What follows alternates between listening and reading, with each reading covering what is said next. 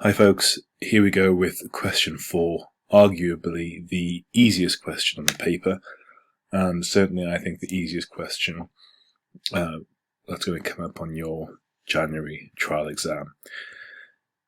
You're going to practice answering it this week, and it's going to look something like this. Evaluate the usefulness of one of the following theories in understanding long-form TV drama. And in this example, it's Hesmondhalgh's theory about cultural industries, or Butler's theory about gender performativity. Now, do bear in mind that I've already told you that the theories that are going to be looked at in January are going to be industry theories, of which there are only 3. So with that in mind, which are the 3 that will come up? So, there's Cohen and Seaton, Livingston and Lunt, and Hesmondhalgh. So it's important to recognise that these things are relatively simple when you boil them down. So let me do that for you first. So power and media industries. It sort of says what it is in the title, really. So Cohen and Seaton's concept is about power. Who has the power? Well, according to Cohen and Seaton, media ownership is the most important influence on the media, and a few people, a few major conglomerates, dominate the media industry. So that's the major point, and it's as useful to think about this in terms of long-form TV dramas. They're still the same players dominating the industry, and it's also useful when you sort of transfer this question across to news, with 80% of the of news brands being owned by 4 companies. So it's all about oligopolies. It's all about a small amount of people owning the lot. The important thing to remember with Cohen and Seaton, especially in relation to long-form TV drama, is Cohen and Seaton say, despite the emergence of the internet. So they still thought, or when they were writing this paper, they thought that even though the internet was a big deal, it wasn't a genuine competition to the more mainstream media formats. So BBC, ITV, Channel 4 in the UK, or ABC and NBC in the States, for example. So they said that actually the emergence of the internet didn't really form a proper competition to the mainstream. Bear that in mind for later on. Livingston and Lunt talk about regulation. So again, the title, regulation, what's it for? Well, Livingston and Lunt suggest that regulation is necessary to protect consumers and make sure media industries act in the public interest. So they're saying regulation is there in order to ensure that the public is protected. However, this is being undermined by the development of a global online media culture. Okay, well, this is starting to make sense, because you think about Netflix. Is it possible to impose a watershed with Netflix? Not really. You can watch anything whenever you want. Do people truly pay attention to the ratings on Netflix, which have just come in recently, and they started to work with the BBFC? Yes, it's easy to put on parental controls, but it's also easy to knock those parental controls off. So think about that. And similarly with the killing, some pretty graphic detail shown on the killing for a Danish audience who may be used to seeing that, but for a British audience. And then cultural industries with Hesmondhalgh, who we've looked at before in quite a lot of detail. But again, media industry is dominated by a small number of conglomerates, but specifically who risk on repetition of popular genres in order to maximize profit and minimize risk, as Hesmondhalgh says. So you know that your theories are going to come from this group of theorists. So the first thing to do, what you must do, is make a table like this. Put your 3 theorists on here. Put your one-line summary, similar to what I've done in the previous slide. How would you apply it to Stranger Things? How would you apply it to the killing? And really, if you're wanting the top level, you need to be thinking about the limitations. So what are the limitations to using these theorists when appreciating long-form TV dramas? because it's the limitations and it's the evaluation of these questions which is going to get you up to 7, 8, 9 and 10, as opposed to languishing in 4s, 5s and 6s. My suggestion for your summer exam is that you make a table like this for all of your theorists. So this is just for industry theorists, but you can also do that for representation theorists, audience theorists, industry theorists, and language theorists as well. So you have all bases covered, so you know that whatever question comes up, you'll be able to answer it with aplomb. So let's just go back to this question. This one is about Hesmondhalgh or Butler. So let's think about these two for a second. This is Judith Butler here, and she talks about gender performativity. This is Hesmondhalgh here, who we've just discussed. The important thing about Judith Butler is that she suggests that gender is not fixed, it's not binary. We're not assigned a gender at birth. It is formulated and it is sculpted by the society in which we live. It is not a singular act, but a repetition and a ritual that becomes naturalized within the body. Femininity and masculinity are social constructs, and therefore there's a bit of trouble when it comes to sort of thinking about heterosexual norms. There's the idea of things being normal and abnormal, and think about how you might be able to apply that with Stranger Things, for example. So, in terms of a plan, what would you do? Well, Butler, here we go. This is the one line, sort of, the top line information for Butler. Gender identity is not something we're born with, but something expressed through performance of it, being a man, being a woman. And Butler challenges the notion of fixed binary identities of sexuality and gender. That's the top line information. Similarly with Hesmondhalgh, media industries are dominated by a small number of media conglomerates who rely on the repetition of popular genres, stars and narratives to reduce risk and maximize profit.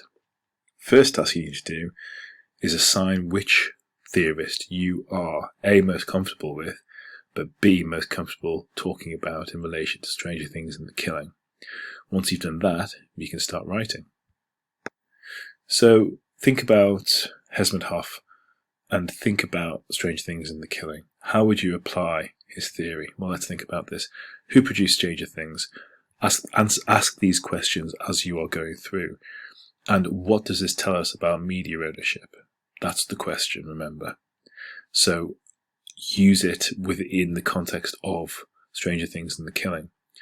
And then you're rewriting this question here. To what extent have the producers of Stranger Things used established genres, stars and narratives in order to appeal to the audience? So that's what we're trying to get to the bottom of. Similarly with The Killing, who produced The Killing? What does it tell us about media ownership? And to what extent the producers of The Killing used established genre, stars and narratives in order to appeal to the audience? Now, once you rewrite the question like that, it starts to open up and you start to be able to think about what it is you're going to write and how you're going to write it. So your answer might look something like this. You've got to have your one-line summary of the theory. So in this case, we're looking at Hesmondhalgh. Hesmondhalgh's theory of cultural industries argues that companies within industries are increasing concentration within a few large oligopolies which repeat narratives, genres and stars to minimize risk. So we're starting off saying, I know the theory, here it is. Then we're going to apply it to Stranger Things. Hesmondhalgh's theory is useful in explaining the presence of stars such as Winona Ryder and Matthew Modine in Stranger Things. Through the use of these stars, Netflix minimized risk by using pull marketing, engaging the fans of these established stars. Ryder starred in the Beetlejuice and Edward Scissorhands, while Modine starred in the Batman trilogy. Now that's just knowledge. That's just stuff that you need to know. That's your AO1. You can't wing that. You have to know it. Not only this, Netflix exploited a millennial pull through the use of tried and tested genres and story arcs to engage audiences nostalgically. The theory falls down, though, and here's where you're bringing in your limitations, when trying to explain the use of a young, unknown cast of students. However, this is a common Spielbergian trait, where the unknown children become heroes. So there's a lot to say here. First of all, you're explaining why the theory is useful. You're using knowledge that you've acquired to talk about the stars, explaining pull marketing, explaining how Netflix exploited the pull of tested genres to attract their audience, the millennial pull. You're then thinking about the limitations. The problem is, though, that doesn't explain the casting of Millie Bobby Brown. It doesn't explain the casting of the other kids. It doesn't explain that these guys were unknown at the start.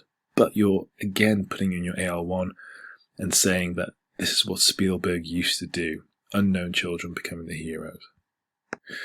Going on to the killing.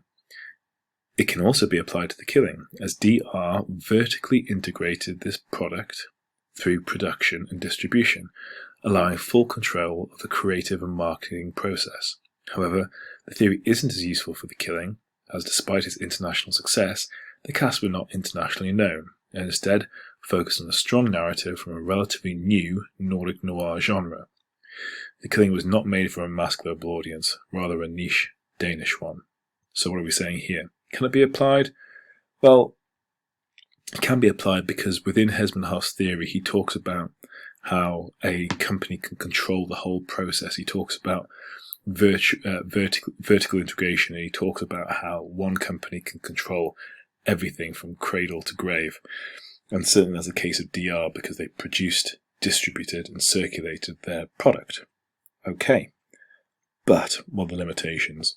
It's not as useful for the killing because the cast were not internationally known. Therefore, this idea of the repetition of genre can't really work, and it can't work for the pull marketing as we looked at in Stranger Things. So that's one reason why it's not that useful to think about it in terms of the killing. And look, we're at the conclusion already. So to conclude, Hessenhoff's theory may be more useful when analysing products like Stranger Things, produced by a huge global institution like Netflix, aimed at a mass global audience, rather than public service broadcasting products like The Killing, which has more niche attractions. It's also important to acknowledge that by using an industry theorist like Hessenhoff, it's harder to appreciate products from an audience, media language, and representational perspective. So a couple of things to mention. Start off your paragraph to conclude. Highlight that you're finishing now and that you're summing up your points which you've made in the previous two paragraphs.